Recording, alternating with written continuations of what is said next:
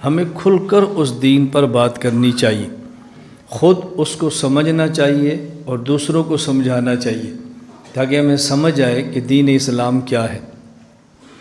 دو باتیں سمجھنا بے حد ضروری ہیں۔ نمبر ایک، دین اسلام کیا ہے، نمبر دو، دین اسلام کے تقاضے کیا ہے۔ کبھی الجھن ہوتی ہے کہ آدمی نہیں سمجھتا کہ دین اسلام کیا ہے، اور کبھی الجھن ہوتی ہے کہ دین اسلام سمجھ آئے تو پھر اس کے تقاضے نہیں سمجھ آتے کہ دین اسلام کے تقاضے کیا ہیں۔ پھر آدمی اپنی خواہش، اپنی مرضی اور اپنی ثوابدید پر فیصلے کرتا ہے، جس کا نتیجہ دنیا میں ذلت ہے اور آخرت کے اندر رسوائی اور عذاب ہے، جس سے اللہ تعالی ہم سب کی حفاظت فرمائے۔ ہمیں قرآن کریم میں اللہ رب العزت نے بہترین دعا عطا فرمائی ہے، ربنا آتنا فی الدنیا حسنۃ وفی الآخرۃ حسنۃ وقنا عذاب النار، کہ ہم اللہ سے دعا مانگیں کہ یا اللہ ہمیں دنیا بھی اچھی عطا فرما اور ہمیں آخرت بھی اچھی عطا فرما۔ قرآن کریم کی آیت کریمہ جس کا ایک حصہ میں نے تلاوت کیا ہے، ان الدین عند اللہ الاسلام، میں اس کو سمجھانے کی کوشش کرتا ہوں۔ مسلمان ہونے کے لیے سب سے پہلی شرط یہ ہے کہ ہم کلمہ پڑھیں، لا الہ الا اللہ محمد الرسول اللہ صلی اللہ تعالی علیہ وعلی آلہ وصحابہ وبارک وسلم۔ یہ لا الہ الا اللہ کیا ہے، محمد الرسول اللہ کیا ہے، اس کا مطلب کیا ہے اور اس کے تقاضے کیا ہیں، یہی بات میں دوسرے عنوان سے عرض کر رہا ہوں کہ دین اسلام کیا ہے اور دین اسلام کے تقاضے کیا ہیں۔ ان الدین عند اللہ الاسلام، دین اللہ کے نزدیک اسلام کا نام ہے۔ دین وہی ہے جس کو اللہ اسلام فرما رہے ہیں۔ یہاں ایک چھوٹی سی بات سمجھیں، چھوٹا سا سوال اور اس کا جواب سمجھیں۔ ہمارے یہاں تو چھوٹا سا ہے، لیکن جس کو سوال اور اس کا جواب سمجھ نہیں آتا ان کے لیے بہت بڑا ہے۔ یہ دین اللہ کے ہاں بھی اسلام ہے اور دین ہمارے ہاں بھی اسلام ہے، تو یہ کیوں فرمایا کہ دین اللہ کے ہاں اسلام ہے، ہمارے ہاں بھی دین اسلام ہے؟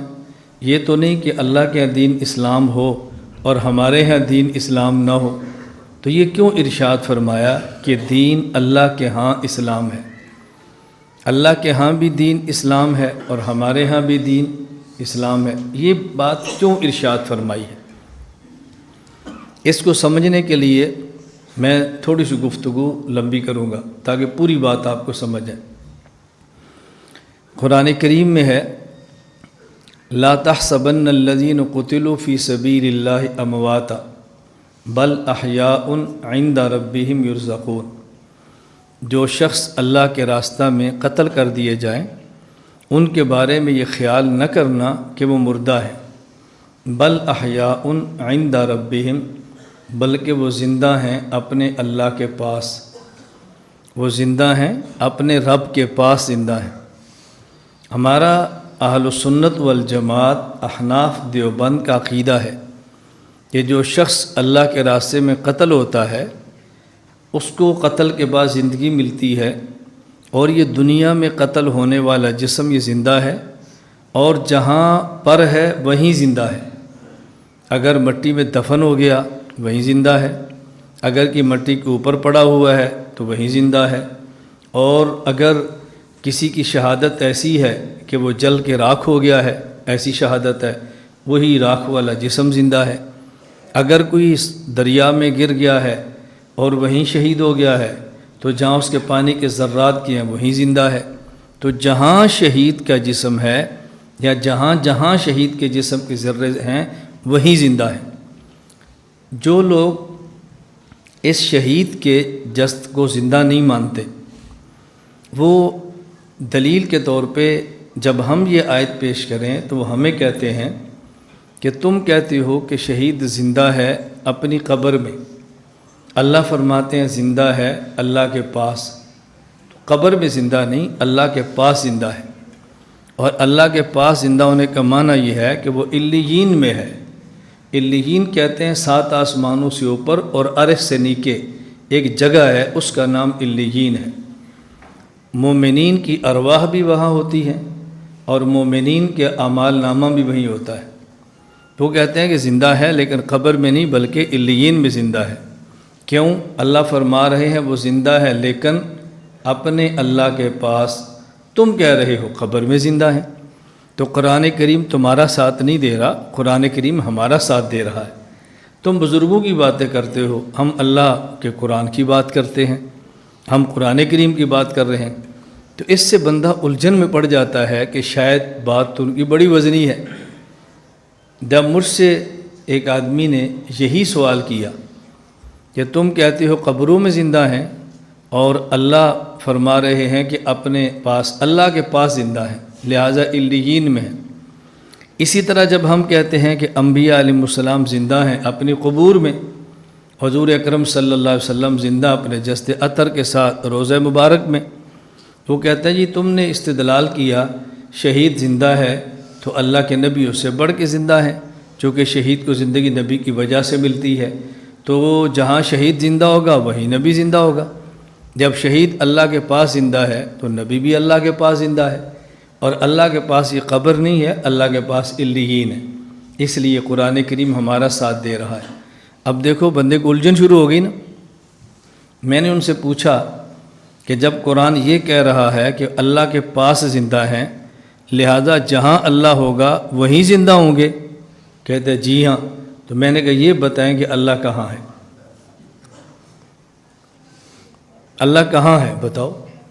اب اگر آپ کہتے ہیں جی اللہ عرش پر ہیں تو علیین تو عرش سے نیچے ہے نا، پھر وہ تو عرش کے اوپر زندہ ہوں گے، تو یہ دلیل تمہاری کیسے بنی؟ اگر آپ کا نظریہ ہے جیسے ہمارا عقیدہ ہے اللہ ہر جگہ پر ہے، اور ہم کھلے عام کہتے ہیں، بلا جھجک کہتے ہیں، بلا خوف کہتے ہیں۔ میں بارہا یہ باتیں سمجھاتا ہوں، خوف ان کو ہوتا ہے جن کا اللہ سے تعلق نہیں ہوتا، اور جھجک ان کی ہوتی ہے جن کے پاس دلیل نہیں ہوتی۔ ہمارا اللہ سے تعلق بھی ہے اس لیے خوف نہیں ہے، اور دلیل بھی ہے اس لیے ہمیں جھجک بھی نہیں ہے۔ تو ہم بلا جھجک اور بلا خوف اپنا نظریہ پیش کرتے ہیں کہ اللہ تعالیٰ، بولو اللہ تعالیٰ ہر جگہ پر ہے۔ عقائد کے معاملے میں کمپرومائز نہیں ہے، یہ ہمارے مرکز اور ہماری خانقاہ کی خصوصیت ہے، کوئی اس پہ کمپرومائز نہیں ہے۔ تو میں نے کہا آپ بتاؤ کہاں پر ہے؟ آپ عرش پر کہتے ہیں تو پھر ان کو عرش کے اوپر زندہ مانو، علیین میں پھر بھی نہ ہوئے۔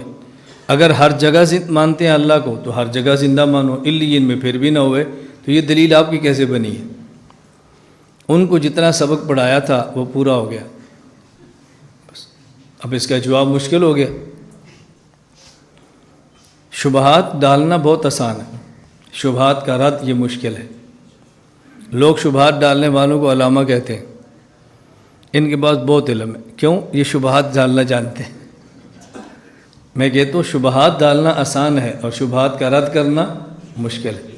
ہم امت کو شبہات میں مبتلا نہیں کرتے، امت کے شبہات کو دور کرتے ہیں۔ جو مشکل کام ہے وہ ہم نے اپنے ذمہ لیا ہے، اور اللہ نے اپنے کرم سے اس مشکل کام کو آسان بھی فرما دی ہے۔ ہمارے شبہات کا رد کرنا کوئی مشکل بھی نہیں ہے، اللہ کا بہت بڑا کرم ہے۔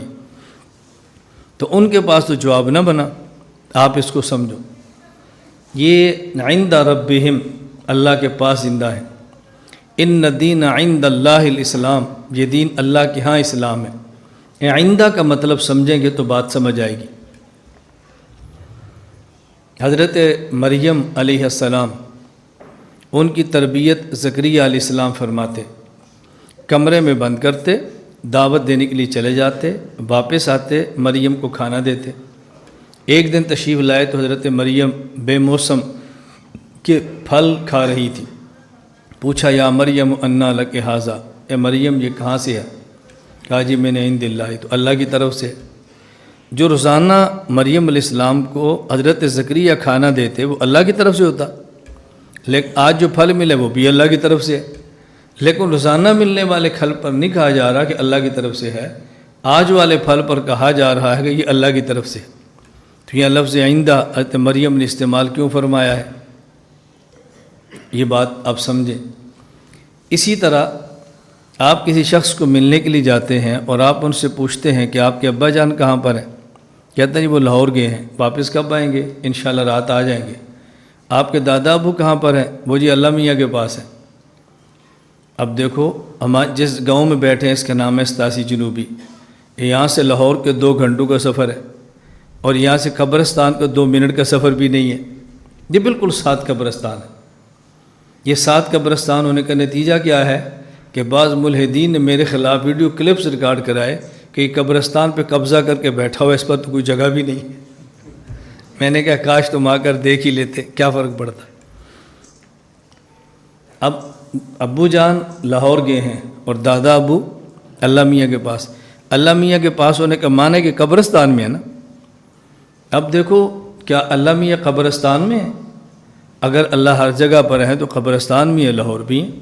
تو یہ کیوں کہا کہ ابو جی لاہور گئے ہیں اور رات آ جائیں گے، اور دادا ابو یہ اللہ میاں کے پاس؟ یہ کیوں کہا؟ ایک شخص 1 کنال جگہ خریدتا ہے، اس 1 کنال جگہ میں سے 15 مرلے کا مکان بنا لیتا ہے، اپنی ضرورت کی 5 مرلے کی مسجد بنا لیتا ہے۔ 1 کنال جگہ اس نے خریدی ہے 20 مرلے، اور تعمیر اس نے خود کی ہے، کسی سے پیسہ مانگا نہیں ہے۔ یہ جو 15 مرلے کا مکان ہے، اگر اس شخص کا نام عبد الرحمن ہے، اگر اس کا نام عبداللہ ہے، کوئی نام ہے، میں وہ نام لے رہا ہوں جو اللہ کو سب سے زیادہ پسند ہے، تو کسی بندے سے پوچھو یہ گھر کس کا ہے؟ کہتے ہیں جی یہ عبداللہ بھائی کا ہے۔ یہ گھر کس کا ہے؟ یہ اللہ میاں کا ہے۔ تو جگہ ایک ہی بندے نے خریدی ہے، 15 مرلے عبداللہ کا گھر ہے اور 5 مرلے کا اللہ کا گھر ہے۔ آخر یہ 2 گھروں کے نام تبدیل کیوں ہوئے ہیں؟ اس کی وجہ کیا ہے؟ قرآن کریم کی اصطلاح میں عندہ کا مطلب کیا ہوتا ہے؟ عند ربہم، عند اللہ، اس کا معنی کیا ہوتا ہے؟ دنیا میں ہر چیز پر حقیقی اور ظاہری اختیار اللہ کے ہیں، لیکن بعض چیزیں ایسی ہیں کہ جن پر حقیقی اختیار تو اللہ کے ہوتے ہیں، لیکن ظاہری اختیار اللہ بندے کو دے دیتے ہیں۔ تو جس پر حقیقی اختیار بھی اللہ کا ہو اور ظاہری اختیار بھی اللہ اپنے پاس رکھے، اس کی نسبت اللہ کی طرف ہو جاتی ہے، اور جہاں پر حقیقی اختیار اللہ کے پاس ہو اور ظاہری اختیار اللہ بندے کو دے دیں تو وہاں نسبت بندے کی طرف ہو جاتی ہے۔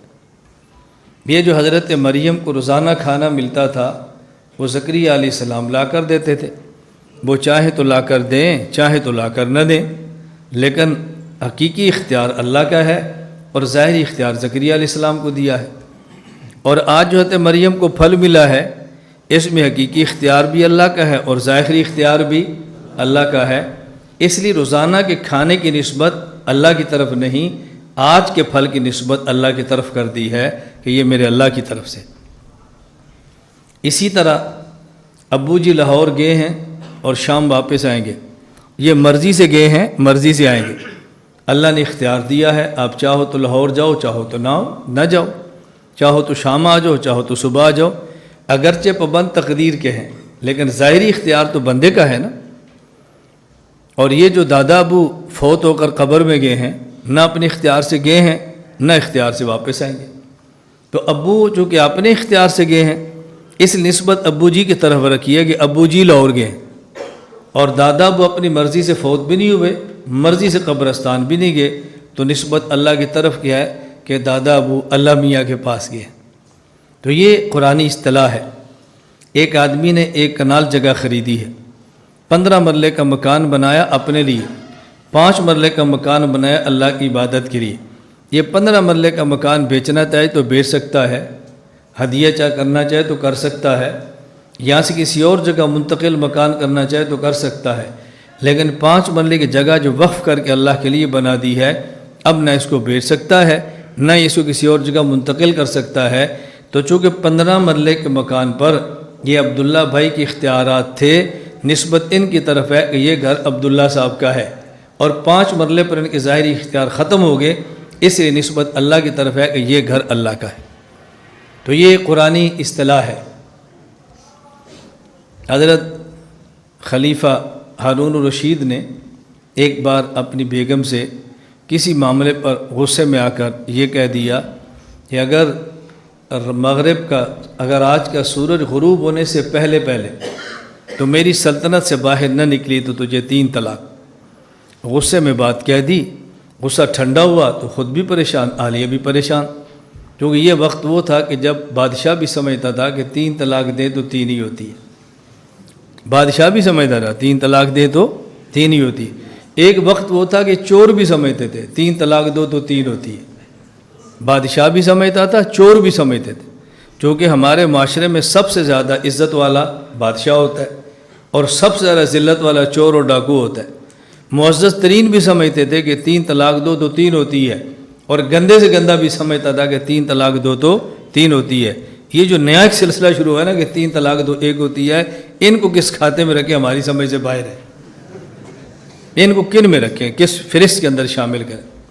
حضرت امام اعظم ابو حنیفہ رحمہ اللہ کے دور میں رات لوگوں نے کسی گھر چوری کی، چوری نہ کہ ڈکیتی کے، تو مالک مکان اٹھ گیا، اس نے پہچان لیا، ان کے چہرے پر نقاب تھے، اترا ہوگا، پہچان لیا، پھر انہیں سمجھا کہ صبح بتائے گا، انہوں نے اس کو طلاق دے دی۔ صبح ہمارا کسی کو تو نے نام لیا تو تیری بیوی کو 3 طلاق، قسم اٹھا، اس نے قسم اٹھا دی، میں کسی کو بتاؤں فلاں نے چوری کیا تو میری گھر والی کو 3 طلاق۔ یہ حضرت امام اعظم ابو حنیفہ رحمہ اللہ کے پاس صبح مالک مکان گیا کہ رات کچھ لوگوں نے چوری کی ہے اور میں چوروں کو پہچانتا ہوں، تو آپ میرے ساتھ کیا تعاون کر سکتے ہیں؟ فرمایا بتاؤ کون ہے، ہم پکڑوا دیتے ہیں۔ انہوں نے کہا جی میں بتا تو سکتا نہیں چونکہ میں 3 طلاق کی قسم اٹھا چکا ہوں۔ تو امام صاحب نے فرمایا یہ مسئلہ بھی ہم حل کر لیں گے۔ اس لیے لوگ امام صاحب سے بہت ڈرتے ہیں کہ یہ چوروں کو پکڑ لیتے ہیں۔ حضرت امام ابو حنیفہ چوروں کو پکڑتے ہیں تو لوگ ان سے بہت ڈرتے ہیں۔ حضرت امام اعظم ابو حنیفہ رحمۃ اللہ علیہ آج کی زبان میں جو اس دور کا SHO تھا اس کو بلایا کہ اب یہ مسئلہ ہے، تو ترتیب یہ اختیار کی کہ محلے کے جو نوجوان لڑکے ہیں ان کو ایک جگہ پہ جمع کر لیں اور مالک مکان کو جگہ پہ دروازے پر کھڑا کر دیں، ایک ایک بندہ آئے گا، پوچھیں کہ چوری اس نے کی ہے؟ تو نے کہنا نہیں، چوری اس نے کی ہے نہیں۔ جب اصل چور ہے تو نے خاموش ہو جانا ہے، تو نے بولنا نہیں ہے۔ ایسے ہی ہوا، کچھ لوگ گزرتے گئے، وہ انکار کرتا رہا، اصل چور ہے تو خاموش ہو گیا، پر میں اس کو پکڑ لوں۔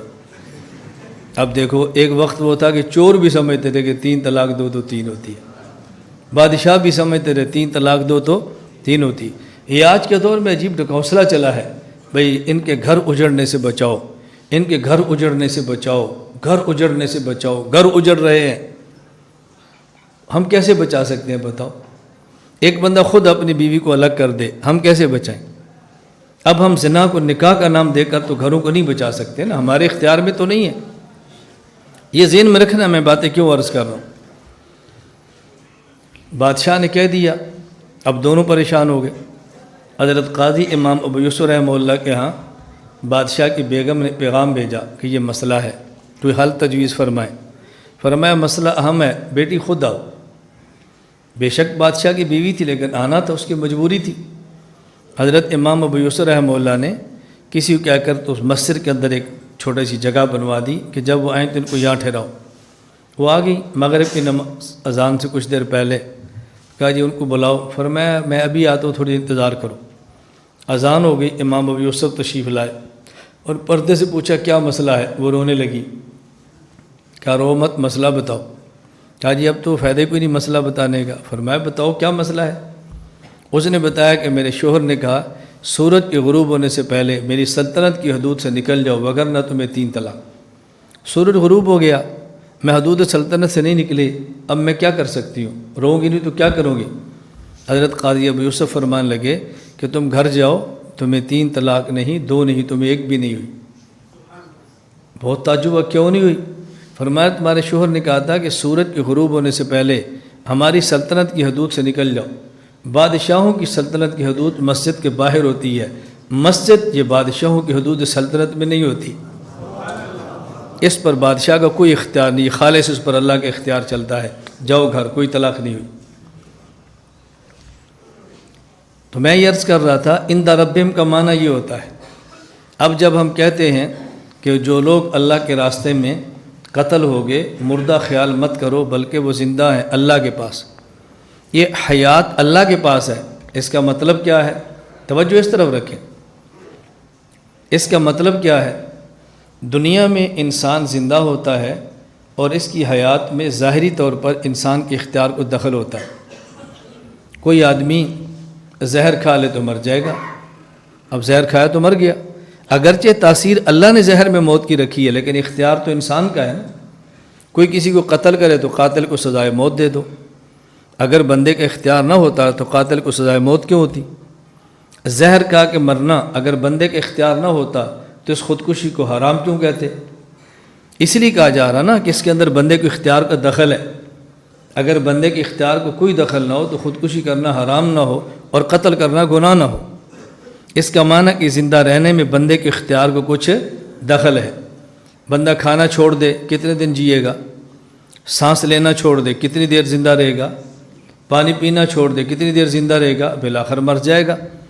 یہ سمجھایا جا رہا ہے کہ دنیا میں جو انسان کو حیات ملتی ہے اس میں کچھ ظاہری اختیار بندے کا ہوتا ہے، لیکن قتل کے بعد اور وفات کے بعد یہ جو شہید کو حیات ملی ہے، عند ربہم کا معنی اس حیات میں شہید کو کوئی دخل نہیں۔ یہ دنیا کا مال نہ کھائے تب بھی زندہ ہوگا، نہ سانس لے تب بھی زندہ ہوگا، نہ پیے تب بھی زندہ ہوگا۔ بل احیاء عند ربہم، وہ زندہ ہیں اللہ کے پاس۔ کیا معنی؟ کہ ان کی حیات میں ان کے اختیار کو کوئی دخل نہیں، اب یہ چاہے تو تب بھی زندہ ہے، نہ چاہے تو تب بھی زندہ ہے۔ اس میں ان کی چاہت اور عدم چاہت کو کوئی دخل نہیں۔ اندہ کا معنی سمجھ آ گیا؟ یہ میں نے ایک راستہ آپ کی خدمت میں پیش کیا ہے، آپ اس سے اور مثالیں جتنی دیں گے تو مسئلہ حل ہوتے جائیں گے۔ لفظ اندہ پر بات آ گئی تو میں ایک اور بات عرض کر دوں۔ ہمارا عقیدہ ہے کہ رسول اللہ صلی اللہ علیہ وسلم کی قبر مبارک پر صلاۃ و سلام پڑھیں، آپ خود سماعت فرماتے ہیں، اور کبھی کبھی نہیں ہمیشہ سماعت فرماتے ہیں۔ اور اگر دور سے صلاۃ و سلام پڑھا جائے تو اللہ تعالیٰ کے فرشتے اللہ کے نبی کی خدمت میں مدینہ منورہ پیش کر دیتے ہیں۔ سارے ایک بار پڑھ لو۔ اللہم صلی علی محمد وعلی آل محمد کما صلیت علی ابراہیم وعلی آل ابراہیم انک حمید مجید۔ اللہم بارک علی محمد وعلی آل محمد کما بارکت علی ابراہیم وعلی آل ابراہیم انک حمید مجید۔ بتاؤ حضور کتنے خوش ہوئے ہوں گے؟ اللہ کی قسم دنیا میں حضور کی خوشی مل جائے اور کیا چاہیے؟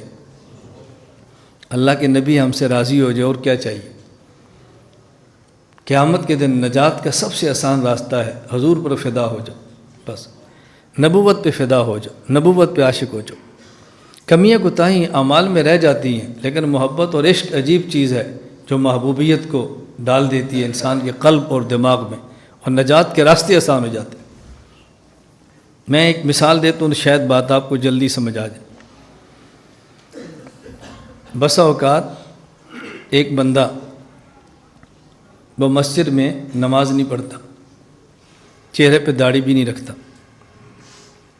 اور ممکن ہے شراب بھی پیتا ہو، ممکن ہے زنا بھی کرتا ہو، اور مسجد کے امام سے اتنا پیار کرتا ہو کہ اگر کوئی شخص مسجد کے امام کے خلاف تھوڑی سی بات کرے نا، وہ فوراً میدان میں اٹھے، خبردار تو نے امام صاحب کے بارے میں جملہ کہا کیسے ہے؟ چند نمازی اکٹھے ہو جائیں، امام صاحب کو فارغ کرنا ہے اور وہ آ کر آ جائے، امام صاحب جب تک میں ہوں کسی کی جرأت نہیں تمہیں مسلح سے ہٹا بھی سکے، میں آپ کے ساتھ ہوں، آپ ہمت کریں۔ میں مسجد میں تو نہیں آتا، گناہگار آدمی ہوں، لیکن کبھی کوئی مسئلہ ہو تو مجھے آپ بتائیں، مجھے بتائیں امام کو اس بندے سے کتنا پیار ہوگا۔ یہ عمل میں تو کمزور ہے، لیکن امام کا جو عاشق ہے یہ دل سے عاشق ہے۔ اسی طرح بہت سارے لوگ، قاضی علم الدین آپ کے سامنے مثال ہے، کتنے لوگ ہیں بظاہر اعمال میں کوتاہی ہوتی ہے، اپنے نفس کی خواہشات میں غرق ہوتے ہیں، لیکن اللہ کی محبت سے عشق سچی ہوتی ہے اور حضور کے دیوانے ہوتے ہیں، اس لیے وہ سب کچھ برداشت کر سکتے ہیں، لیکن نبی کے خلاف کوئی بات برداشت نہیں کر سکتے۔ نماز پڑھنی چاہیے، فرض ہے، اس کا ترک بہت بڑا گناہ ہے۔ میں کوئی ایسا جملہ نہیں کہتا کہ جس سے نماز نہ پڑھنے والے کی حوصلہ افزائی ہو، لیکن حکیم الامت مجدد الملت مولانا تھانوی کا مزاج ضرور بیان کرتا۔ حضرت تھانوی فرماتے کہ یہ جو بندہ نماز نہیں پڑھتا، بس اوقات یہ بھی ناز میں نہیں پڑھتا، بس اوقات یہ بھی ناز میں نہیں پڑھتا، مغفرت کو تمہارے ہاتھ میں، حضور سفارش کریں گے میں بخشا جاؤں گا۔ اب پڑھنی چاہیے اس کو، لیکن بعض لوگ ناز میں نہیں پڑھ رہے ہوتے، یہ ان کا ناز اور اللہ کا معاملہ ہے۔ ہم شریعت کے پابند ہیں، ہم مجرم کہیں گے، ہم گناہگار کہیں گے، ہمارے ہاتھ میں اختیار ہو تو سزا بھی دیں گے، لیکن ان کا معاملہ تو اپنے نبی کے ساتھ ہے، اس میں تو ہم مداخلت نہیں کر سکتے نا۔ میں اس لیے گزارش کرتا ہوں اللہ ہم سب کو رسول اکرم صلی اللہ علیہ وسلم سے سچا عشق و محبت عطا فرما۔ دلیل کیا ہے کہ جی من صلی علیہ عند قبری سمیتہ ومن صلی علیہ نائیا فقد ابلغتہ، جو میری قبر کے پاس آ کے درود پڑھے گا میں خود سنوں گا، اور دور سے پڑھے گا تو مجھ تک پہنچا دیا جائے گا۔ اب دیکھو اس کے خلاف جو اس حدیث کو نہیں مانتا، یہ عقیدہ نہیں رکھتا، اس کے خلاف حدیث پیش کرتا کہ اللہ کے نبی فرماتے ہیں میرے قبر کے پاس آ کر درود پڑھو تو میں نہیں سنتا، اور دور سے پڑھو تو نہیں پہنچایا جائے گا، تو حدیث کے مقابلے پر حدیث پیش کرنی چاہیے نا۔ ہم نے عقیدے پر حدیث پیش کی ہے، دوسرا بندہ حدیث نہیں پیش کر رہا، شبہات پیدا کر رہا ہے، شبہات۔ یار یہ جو اللہ کے نبی نے فرمایا کہ جو میری قبر کے پاس درود پڑے گا میں خود سنوں گا، بتاؤ پاس کا مطلب کیا ہے؟ اندہ کی حد کیا ہے؟ اندہ کی حد متعین کرو کہ یہاں تک پڑھے تو حضور سنیں گے اور یہاں تک پڑھے تو فرشتے پہنچائیں گے، حد بیان کرو، قریب اور دور کی حد کیا ہوتی ہے؟ اس سے عام بندہ پھنس جاتا ہے، اس کا کیا جواب دے؟ یہ بات اچھی طرح ذہن میں رکھ لیں۔ آئندہ یہ امر تقریبی ہے، امر تحقیقی نہیں ہے۔ تقریبی کا معنی ہوتا ہے اندازہ، اور تحقیقی کا معنی ہوتا ہے جس پر حد ہو جائے، بس تحقیقی، نہ آگے نہ پیچھے، یہ ہے تحقیقی۔ اور تقریبی کا معنی اندازہ، اور یہ آئندہ کا امر عرفی ہے، جگہ اور لوگوں کے بدلنے سے آئندہ کا معنی بدل جاتا ہے۔ یہ لوگ میرے پاس بیٹھے ہیں اور آپ بھی میرے پاس بیٹھے ہو، لیکن پاس کے معنی میں فرق ہے، پاس کے معنی میں فرق۔ باہر سے کوئی بندہ فون کرتا ہے کہ مولانا صاحب میں نے بچہ بھیجا ہے آپ کے پاس پڑھنے کے لیے ذرا خیال رکھیں۔ اس میرے پاس ہونے کا معنی کیا ہے کہ روزانہ میری درسگاہ میں پڑھے گا یا میری نگرانی میں پڑھے گا؟ نگرانی۔ یہاں دیکھو پاس کا معنی بدل گیا ہے۔ مولانا ہم نے بچہ بھیجا ہے، کبھی کبھی اس کو اپنے پاس بلایا کریں۔ اب پاس کا معنی کیا؟ مدرسے میں رہے یا میرے کمرے میں آئے؟ اب پاس کا معنی بدل گیا ہے۔ تو یہ آئندہ ایک ایسا لفظ ہے کہ جو امر تقریبی ہے، جس کی حد ہم متعین نہیں کر سکتے۔ جب ہم نہیں کر سکتے تو تم کون ہوتے متعین کرنے والے؟ اس لیے آئندہ کے معاملے کو اللہ کے نبی پر چھوڑ دو اور اللہ پر چھوڑ دو۔ بس جہاں سے خود سنتے ہیں یہ قریب ہے، اور جہاں سے پہنچایا جاتا ہے وہ دور ہے۔ یہ قرب اور بعد کا معاملہ اللہ پر ہے۔ جس بات کی پیغمبر حد بندی نہ کرے، ہمیں حد بندی نہیں کرنی چاہیے، بس نبی پاک پر درود پڑھتے ہی رہنا چاہیے۔ یہ الگ بات ہے کہ پھر مفسرین نے فرمایا کہ آئندہ کا معنی جو مسجد نبی کی حدود کے اندر پڑے گا یہ آئندہ میں شامل ہے، اور جو اس سے دور پڑے گا وہ دور میں شامل ہے۔ میں خیر بات یہ سمجھا رہا تھا، ان الدین عند اللہ الاسلام، کہ دین اللہ کے ہاں اسلام ہے، ہمارے ہاں بھی اسلام ہے۔ تو پھر یہ کیوں فرمایا اللہ کیا اسلام ہے؟ اس پر میں نے آئندہ کا معنی سمجھایا ہے۔ ان الدین عند اللہ الاسلام، اس کا مطلب یہ ہے کہ دین اللہ کے ہاں اسلام، یعنی دین ایک ایسی چیز ہے کہ جس میں تبدیلی کرنا بندے کے اختیار میں نہیں ہے، جس میں رد و بدل کرنا انسانی اختیار میں نہیں ہے۔ مشرکین مکہ نے رسول اکرم صلی اللہ علیہ وسلم سے گزارش کی تھی کہ آپ ہم سے کمپرومائز کریں، ائتنا بقرآن غیر ھذا او بدل، حضور اس قرآن کی جگہ پر کوئی اور قرآن لائیں یا کچھ اس میں تبدیلی کر دیں، ہم آپ کے ساتھ ہیں۔ تو حضور پاک نے کیا جواب دیا؟ ما یکون لی ان ابدلہ من تلقاء نفسی ان اتبع الا ما، فرمایا میرے بس میں تبدیلی کرنا نہیں ہے، میں وحی کا پابند ہوں، میں وحی کا پابند ہوں، میں تبدیل نہیں کر سکتا۔ یہ کمپرومائز کی باتیں آج کے نہیں ہیں، کمپرومائز کی باتیں 1500 سال پہلے سے چل رہی ہے۔ نہ ہمارے پیغمبر نے کمپرومائز کیا ہے، نہ ہم نبی کا وائرس کمپرومائز کر سکتے۔ یہ ہمارے اختیار میں نہیں ہے، یہ ہمیشہ ذہن نشین فرما لیں، ہمارے اختیار میں نہیں کہ دینی معاملات میں اور عقائد میں کمپرومائز کریں۔ کچھ گنجائش نکالو، میں اور آپ کون ہوتے ہیں گنجائش نکالنے والے؟ یہ بات اچھی طرح ذہن نشین فرما لیں۔ بس اوقات بعض بندے ہمیں سمجھاتے ہیں دل بڑا کرو، سینہ بڑا کرو، اللہ کی جنت بہت بڑی ہے، اس میں صرف ہم نے نہیں جانا اوروں نے بھی جانا ہے۔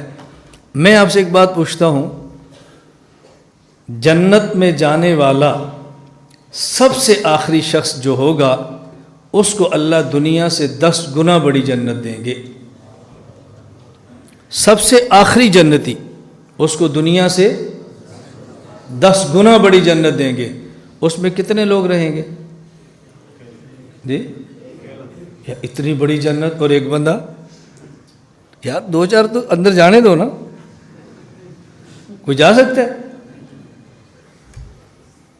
جنتی سب سے آخری جنت میں جانے والا، اس کو دنیا سے 10 گنا بڑی جنت ملے گی، لیکن اس میں جائے گا ایک ہی، وہ ایک کے لیے ہے۔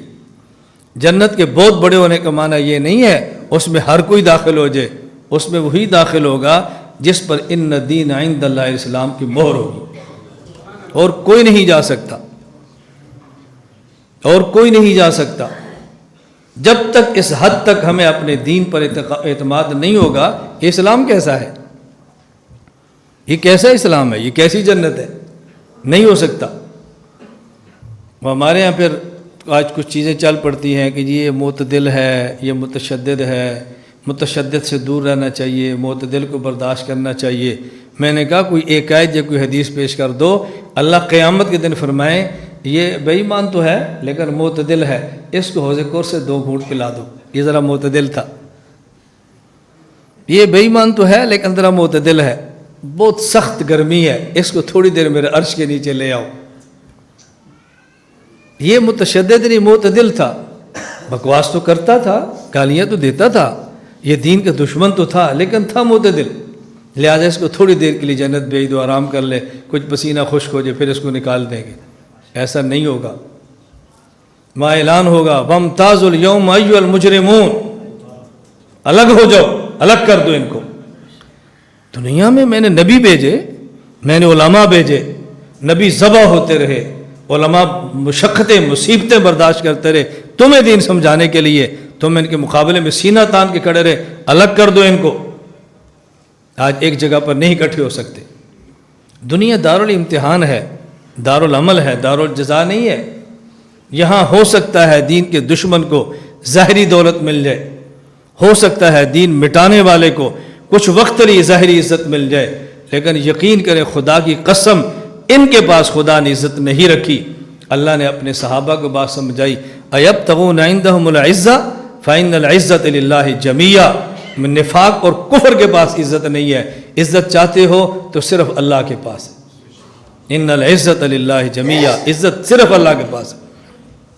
میں نے اس لیے گزارش کی ہے ہم سے تعلق رکھنے والے یہ فیصلہ کریں کہ ہم دین کے معاملے پر کمپرومائز نہیں کر سکتے، عقائد کے معاملے پر کمپرومائز نہیں کر سکتے۔ عقیدہ وہی ہے جو اللہ رب العزت نے بیان فرما دیا، ان الدین عند اللہ الاسلام، دین وہی ہے جو اللہ کے اسلام ہے۔ وہ جی گھر اجڑ رہے ہیں تو ہم کیسے آباد کر سکتے ہیں؟ گنجائش نکالو، ہم کیسے نکال سکتے ہیں؟ ہماری اوقات کیا ہے؟ ہماری اوقات کیا ہے کہ ہم اللہ کے دین میں ہم گنجائش نکالیں؟ کوئی بندے کی اوقات بھی تو ہوتی ہے نا، ہماری اوقات نہیں ہے کہ ہم گنجائش نکال سکیں۔ جہاں اللہ کا رسول گنجائش دے گا وہاں نکلے گی، جہاں اللہ کا رسول گنجائش نہیں دے گا ہم نہیں نکال سکتے۔ کتنا معروف واقعہ ہے، حضرت خولہ رضی اللہ تعالیٰ عنہ، آپ کے شوہر نے فرما دیا کہ تو میرے اوپر میری ماں کی طرح ہے، اس کو زہار کہتے ہیں۔ ابھی تک حکم زہار نہیں آیا تھا، پرانا طریقہ یہ تھا کہ جب کوئی بندہ طلاق دے تو رجوع ہو سکتا تھا، لیکن کوئی بیوی کو ماں کی طرح کہہ دے اس کے رجوع کی کوئی صورت نہیں ہوتی تھی۔ بس خولہ حضور کے پاس آ گئی، یا رسول اللہ گنجائش؟ میرے بس میں نہیں ہے، تو اپنے شوہر پر حرام ہو گئی ہے۔ حضور میری عمر دیکھیں، میرے بچے ہیں، میں کہاں جاؤں گی؟ نہ کوئی مجھے نکاح ملے گا، نہ مجھے کوئی قبول کرے گا، میں نے زندگی اس کے ساتھ گزاری، گنجائش؟ میں خولہ میرے بس میں نہیں، میں نہیں گنجائش نکال سکتا۔ قرآن کی آیت اتری، قرآن کریم کی آیت اتری کہ اللہ نے اس خولہ کی بات سنی ہے اور حکم زہار آ گیا ہے۔ اللہ کے نبی نے تو گنجائش نہیں دی نا، میرے بس میں گنجائش نہیں ہے۔ اللہ حکم دے تو اللہ مالک ہے۔ اب وحی کے دروازے بند ہو گئے، ہم کسی کے لیے کوئی گنجائش نہیں نکال سکتے، اس لیے اپنی گھر والی کو طلاق دیتے وقت لاکھ مرتبہ سوچو اس کا انجام کیا ہوگا۔ غصے میں 3 طلاقیں دے کر مت دوڑو کہ جی ہمارے لیے کچھ گنجائش نکالو، کچھ گنجائش نکالو، ورنہ وہاں جائیں گے۔ تم نے جہاں جانا ہے جاؤ، یہ تمہارا مسئلہ ہے، ہمارا مسئلہ نہیں ہے۔ جب ہم سمجھائیں تو تمہیں شرم نہیں آتی، اور جب دے دیں تو پھر دوڑتے پھرتے ہیں۔ ان الدین عند اللہ الاسلام، اللہ نے فرمایا کہ دین وہی ہے جو اللہ کے ہاں اسلام ہے۔ اس دین اسلام کے اظہار کا طریقہ اپنی زبان سے کہیں، لا الہ الا اللہ محمد الرسول اللہ صلی اللہ تعالی علیہ وآلہ آلہ وصحابہ وبارک وسلم۔ اس کو سمجھیں، اس کا مطلب کیا ہے؟ اس کا معنی یہ ہے، ہم اس بات کو تسلیم کرتے ہیں کہ ہمارے خالق اللہ ہے۔ اللہ خالق بھی ہے، اللہ مالک بھی ہے۔ ایک ہے لفظ خلق، ایک ہے لفظ ایجاد۔ عدم سے وجود میں لانے کا نام خلق ہے، توجہ رکھنا، عدم سے وجود میں لانے کا نام خلق ہے، اور مخلوق کو نیا ڈیزائن دینے کا نام ایجاد ہے۔ یہ گلاس ہے، یہ جس ریت سے بنا ہے وہ اللہ نے پیدا کی ہے، لیکن اس ریت کو جو نئی شکل دی ہے یہ انسان نے دی ہے، تو یہ کہیں گے کہ اس کا خالق تو اللہ ہے، لیکن اس کی موجد فلاں کمپنی ہے، فلاں انجینئر ہے، فلاں فیکٹری ہے۔ خلق اور ہے، ایجاد اور ہے۔ انزلنا الحدید، لوہا پیدا اللہ نے فرمایا ہے، لیکن یہ گھڑی کی جو شکل ہے یہ انسان نے بنائی ہے۔ تخلیق، خلق اور چیز ہے، ایجاد اور چیز ہے۔ خالق ایک چیز کا ہمیشہ مالک ہوتا ہے، اور اس کو اس میں تصرفات کا پورا اختیار ہوتا ہے، اور موجد ایک وقت تک اختیار ہوتا ہے، جب چیز فروخت کر دے، کوئی اور مالک بن جائے تو اس کے تصرفات، اختیارات ختم ہو جاتے ہیں۔ بڑی اہم بات میں کہہ رہا ہوں، اس کو سمجھنا۔ ہمارے یہاں سرگودا میں مالٹا بہت ہے، تو آپ نے ہمیشہ یہی سنا ہوگا اور یہی کہا ہوگا، کنو پیدا اللہ کرتے ہیں۔ اور جب کنو کا جوس بنتا ہے تو کوئی بھی نہیں کہتا جوس کو پیدا اللہ کرتے ہیں، کہتے ہیں جوس فلاں کمپنی بناتی ہے۔ ایسے ہی ہوتا ہے نا، کپاس کو پیدا اللہ کرتے ہیں اور یہ کپڑا فلاں فیکٹری بناتی ہے، کیونکہ کپاس عدم سے وجود میں آ رہی ہے، نسبت اللہ کی طرف ہے، اور جب کپاس بن جائے تو نیا ڈیزائن انسان دے رہا ہوتا ہے، ایجاد اس کی طرف ہوتی ہے۔ فیکٹری تب تک مالک ہے جب اس کی ملک میں ہے، ملک سے نکل کے فروخت کر دیا، اب آگے خریدنے والا جانے اور اس کا کام جانے۔ تو ہمارے خالق اللہ ہے اور ہمارے مالک، توجہ رکھنا، انسان، جن، ملائکہ، ان کے بارے میں کبھی آپ نہیں سنیں گے کہ ان کا موجد بھی کوئی ہے، کبھی نہیں سنیں گے۔ اس کا موجد انسان، یہ سنگ مرمر کا موجد انسان، کپڑے کا موجد، گھڑی کا موجد، لاؤڈ سپیکر کا موجد انسان کا موجد کوئی بھی نہیں۔ کیوں؟ اللہ انسان کو عدم سے وجود میں جب لاتے ہیں نا، اور انسان موجود ہو جاتا ہے، پیدا ہو جاتا ہے مخلوق، پھر اس انسان کا نیا ڈیزائن دینا یہ دنیا کے بس میں نہیں ہے۔ اس کی آنکھیں آگے ہیں پیچھے کر دو، پاؤں اوپر سے نیچے کر دو، دو انسان جوڑ کے تیسرا بنا دو، نہیں ہے۔ توجہ سے بات سمجھنا، یہ میں کیوں بات سمجھا رہا ہوں؟ دیکھو، کنوں کا مالک اللہ ہے، لیکن جب اس کی نئی شکل آ گئی، اب وہ فیکٹری نے جوس بنا دیا، اب وہ موجد ہے، اب مالک وہ بن گئے ہیں نا، ظاہری اختیار اللہ ان کو دیتے ہیں۔ تو جس چیز کا خالق اللہ ہو اور اس کا پھر موجد انسان ہو، تو اس کے حقیقی اختیار اللہ کے پاس ہوتے ہیں، اور ظاہری اختیار اللہ موجد کو دیتے ہیں، اور جس کا دنیا میں کوئی موجد نہ ہو اس پر حقیقی اختیار بھی اللہ کے ہوتے ہیں، اور ظاہری اختیارات بھی اللہ اپنے پاس رکھتے ہیں۔ اس کا مطلب کیا ہے؟ ایک ہے حکم شرعی، ایک ہے حکم تکوینی، ایک ہے معاملات تکوین کا، ایک ہے معاملہ شریعت کا۔ یہ جو شرعی معاملات ہیں، اللہ رب العزت نے فرمایا کہ تم نے یہ پڑھنا ہے، تم نے یہ نہیں پڑھنا، یہ کھانا ہے، یہ نہیں کھانا۔ ایک وہ چیزیں جس سے انسان کو نقصان اور نفع ہو، اس میں اللہ بندے کو اختیار دیتے ہیں، لیکن یہ جائز ہے اور یہ ناجائز ہے، اس میں اختیار اللہ بندے کو نہیں دیتے۔ کیا کھانا ہے اور کیا پینا ہے، اس کا تعلق دنیا کے ساتھ ہے، توجہ رکھنا۔ اچھا کھائیں گے تو اچھی صحت، بیکار کھائیں گے تو بیکار صحت، مفید صحت کھائیں گے تو صحت کو فائدہ، مضر صحت کھائیں گے تو صحت کو نقصان۔ اس کا تعلق دنیا سے، آخرت سے نہیں ہے۔ تو چونکہ دنیا میں ظاہری اختیارات بندے کو اللہ دیتے ہیں، ظاہری جسم کے، موت تک کے لیے، اس لیے کیا کھانا ہے کیا نہیں کھانا اللہ اس پر بندے کو پابند نہیں کرتے، لیکن جن چیزوں کے کھانے اور نہ کھانے کا تعلق آخرت کے ساتھ ہو کہ یہ کھاؤ گے تو فائدہ اور یہ کھاؤ گے تو نقصان، اللہ بندے کے حوالے نہیں کرتے، وہ اللہ اختیار اپنے پاس رکھتے ہیں۔ اس میں بندہ بدلنا بھی چاہے تو اس کو نہیں بدل سکتا، کہ جس کو اللہ حرام کہہ دے اس کو بندہ حلال کہہ دے، اور جس کو اللہ حلال فرما دے اس کو بندہ حرام کہہ دے، یہ بندے کے اختیار میں نہیں ہے۔ تو دین اسلام کی ظاہری صورت، آدمی کلمہ پڑھے لا الہ الا اللہ، اس کا معنی یہ ہے کہ یا اللہ ہمارے خالق آپ ہیں، ہمارے مالک بھی آپ ہیں، اور آپ کے اختیارات ہمارے اوپر ہیں، ہم آپ کے اختیارات کو مانتے ہیں۔ ہماری جو چیز آپ نے پیدا کی ہے، ایک ہے انسان کی اعضاء، انسان پورے کا خالق اور مالک بھی اللہ ہے، انسان کے ہر عضو کا خالق اور مالک بھی اللہ ہے۔ انسان خودکشی کر کے خود کو ختم کرنا چاہے تو یہ بھی جائز نہیں ہے، اللہ کے ملک کے اندر تصرف ہے، اور اگر انسان خودکشی نہ کرنا چاہے، پیٹنا چاہے، مارنا چاہے، خون نکالنا چاہے، یہ بھی جائز نہیں ہے، کیونکہ اس کے اعضاء میں سے عضو کا مالک اللہ ہے۔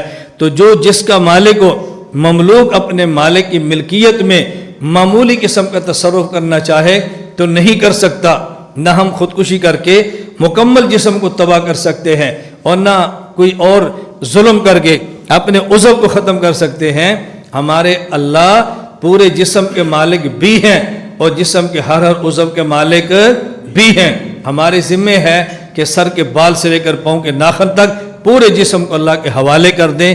اسی کا نام دین اسلام ہے، اسی کا نام دین اسلام ہے۔ اور اللہ کیا چاہتے ہیں کہ بندہ یہ کام کیسے کرے کیسے کرے کیسے کرے، یہ ہمیں پتہ نہیں چل سکتا جب تک اللہ اور ہمارے درمیان کو واسطہ نہ ہو۔ اس واسطے کا نام ہے رسول۔ ہم پھر دوسرا جملہ بولتے ہیں محمد الرسول اللہ، محمد الرسول اللہ۔ نمبر 1 لا الہ الا اللہ، نمبر 2 محمد الرسول اللہ۔ اس کا معنی یہ ہے کہ دین اسلام ان 2 جزوں کا نام ہے۔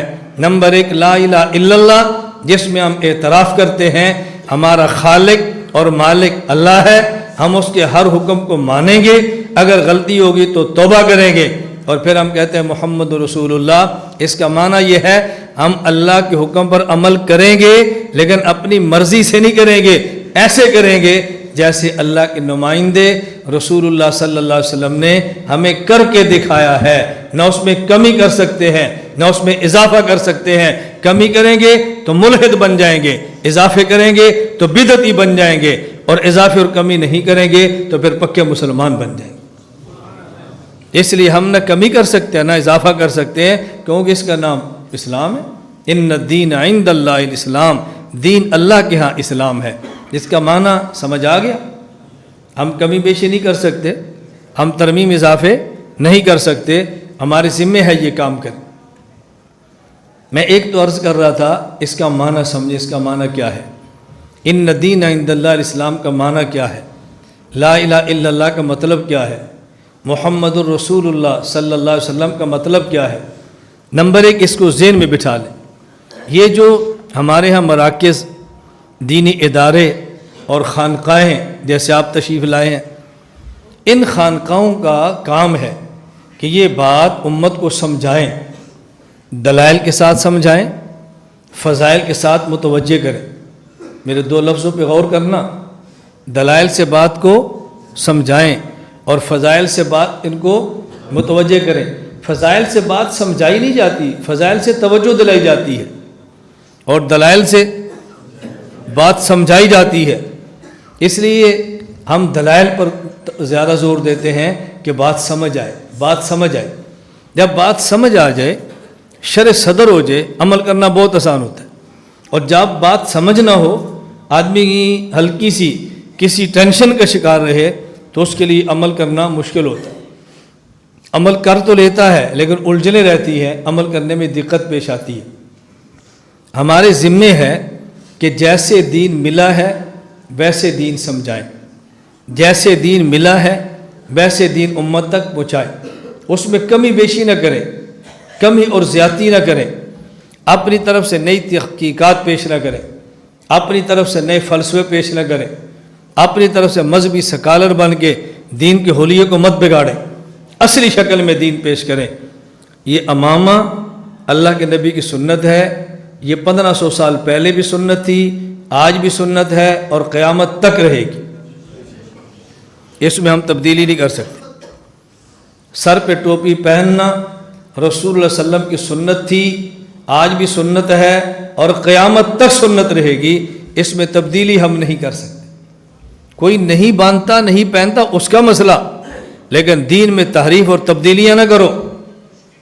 یہ مٹھی داڑھی رسول اکرم صلی اللہ علیہ وسلم کے دور میں واجب تھی، آج بھی واجب ہے اور قیامت تک واجب رہی۔ ہم کہتے ہیں نا داڑھی سنت ہے، سنت کا معنی سنت پیغمبر سے ثابت ہے، ورنہ داڑھی مبارک یہ واجب ہے اور اس کو مٹھی تک رکھنا ضروری ہے۔ ایک مٹھی سے کم کاٹنا ایسے ہی حرام ہے جیسے اس کو مونڈنا حرام ہے۔ اس لیے اگر کسی شخص نے داڑھی منڈائی اور منڈاتا ہو وہ توبہ کرے کہ میں آئندہ داڑھی نہیں منڈاؤں گا انشاءاللہ، اور اگر کوئی داڑھی مٹھی سے کم کتراتا ہے وہ توبہ کرے کہ نہیں میں آئندہ اپنی داڑھی کو پورا کروں گا۔ اس کا ذہن بنائیں، یہ مبارک پیغمبر کی سنتیں ہیں، رسول اکرم صلی اللہ علیہ وسلم سے محبت کے تقاضے ہیں، نبی پاک صلی اللہ علیہ وسلم سے عشق کا تقاضا ہے کہ آدمی پوری دنیا کو ناراض کر دے لیکن اپنے حبیب اور رسول اکرم صلی اللہ علیہ وسلم کو ناراض نہ کرے۔ یہ جو کچھ وقت کے لیے آپ کو سال بعد بلایا جاتا ہے، اس بلانے کا بنیادی مقصد یہ ہوتا ہے کہ دلائل کے ساتھ دین اسلام کو سمجھائیں، فضائل کے ساتھ متوجہ فرمائیں اور ترغیب اور ترہیب کے ساتھ ایک مزاج بنائیں کہ ہم اپنا مزاج شریعت والا بنائیں اور اپنا ذہن بنا لیں کہ سکھ ہو یا دکھ ہو، خوشی ہو یا غمی ہو، بس دولت ہو یا تنگ دستی ہو، مقیم ہو یا مسافر ہو، امیر ہو یا غریب ہو، آزاد ہو یا قیدی ہو، مالک ہو یا غلام ہو، عالم ہو یا جاہل ہو، جیسا شخص بھی ہو ہم نے شریعت پہ عمل کرنا ہے انشاءاللہ۔ شریعت سے کوئی بندہ مستثنا نہیں ہے۔ تو یہ 24 گھنٹے کا جو اجتماع ہے، کچھ گھنٹے 2-4 زائد ہوں گے، تو اس اجتماع کا مطلب یہ ہے کہ ہم اس کا اہتمام کریں کہ ہم جو بات کہیں اور جو بات سنیں، کہنے والا بھی عمل کی نیت سے کہے اور سننے والا بھی عمل کی نیت سے سنے۔ جو بات علم میں آتی رہے اس پر عمل کا ذہن بناتے رہیں، جو بات علم میں آتی رہے اس کا ذہن بناتے رہیں، جو بات ذہن میں آتی رہے اس پر عمل کی نیت فرماتے رہیں۔ میں اب آخر میں صرف 1-2 بات اجتماع کے حوالے سے کرتا ہوں، باقی انشاءاللہ نشست پر مغرب کے بعد ہوگی، اس کی ترتیب بن جائے گی۔ میں نے رات بھی آنے والے حضرات سے گزارش کی تھی کہ یہاں آنے والے حضرات 3 باتوں کا بہت زیادہ اہتمام فرمائیں۔ نمبر 1، اپنے وقت کو ضائع نہ کریں۔ ابھی عصر سے لے کر مغرب تک کا وقت ہوگا، اس کا معنی یہ نہیں ہے کہ سڑکوں پر گھومیں۔ عصر کی نماز پڑھی ہے تلاوت کر لیں، عصر کی نماز پڑھی ہے تھوڑی دیر مسجد میں بیٹھ جائیں، عصر کی نماز پڑھی ہے اپنے آپ کو مشغول رکھیں۔ اس کا معنی یہ نہیں ہے کہ وقت ضائع کریں، سڑکوں پر نہ گھومیں، ادھر ادھر نہ جائیں، اپنے موبائلوں کو کم سے کم استعمال کریں۔ کچھ دن کے لیے فیس بک اور یوٹیوب کو خیر آباد کہہ دیں، اپنے گھر والوں سے کہہ دیں میں خرید کے ساتھ پہنچ گیا ہوں، اگر میرا فون بند ہو تو آپ نے پریشان نہیں ہونا، انشاءاللہ اجتماع کے بعد ہمارا فون کھل جائے گا۔ کم سے کم رابطے رکھیں۔ بعض حضرات بیانات کے دوران بھی میسج سنتے بھی دیکھتے بھی رہتے ہیں اور میسج کا جواب بھی دیتے رہتے ہیں۔ بیان کے دوران بھی اپنے موبائل کی چارجنگ کی فکر ہوتی ہے، تو آپ تھوڑا سا اس کو نہ سنبھالیں، کنٹرول کریں۔ نمبر 1، وقت ضائع بالکل نہ کریں، اپنے وقت کو قیمتی بنائیں۔ تہجد کے وقت تہجد پڑھیں، ذکر کے وقت ذکر کریں، تلاوت کے وقت تلاوت کریں، کھانے کے وقت آپ کھانا کھائیں، آرام کے وقت آرام فرمائیں، بہت زیادہ اس کا اہتمام کریں، وقت ضائع نہ کریں۔ یوں سمجھیں کہ ہماری مشق ہے یہ سال میں 1 مرتبہ۔ نمبر 2، یا جو حضرات تشریف لائے ہیں مرکز اور خانقاہ کے نظم کی پابندی کریں، خانقاہ کے نظم کو نہ توڑیں۔ یہ ہمارے نظم کا حصہ ہے کہ آنے والے حضرات مجھ سے بھی مصافحہ نہ کریں، میں آپ کے قریب سے گزروں تب بھی مصافحہ نہ کریں، اپنے کام میں لگے رہیں، اس میں نظم میں دخل ہو۔ آپ میں سے کوئی ایسا شخص نہیں ہوگا کہ جس سے مصافحہ نہ ہو، انشاءاللہ تمام سے مصافحہ ہوگا انشاءاللہ، لیکن نظم کی بالکل اس کو توڑے مت، اپنے کام سے کام رکھیں۔ کبھی کھانے میں درمیان میں آتا ہوں، کبھی ویسے درمیان میں آتے ہیں، مصافحہ نہیں کرنا، اپنے کام سے کام رکھیں۔ تو اپنے یہاں کے نظم میں خلل نہ ڈالیں۔ جتنے یہاں خانقاہ حنفیہ کے خدام ہیں، نظم میں بد نظمی پیدا کرنے سے ان حضرات الجھن اور پریشانی ہوتی ہے۔ اب دیکھو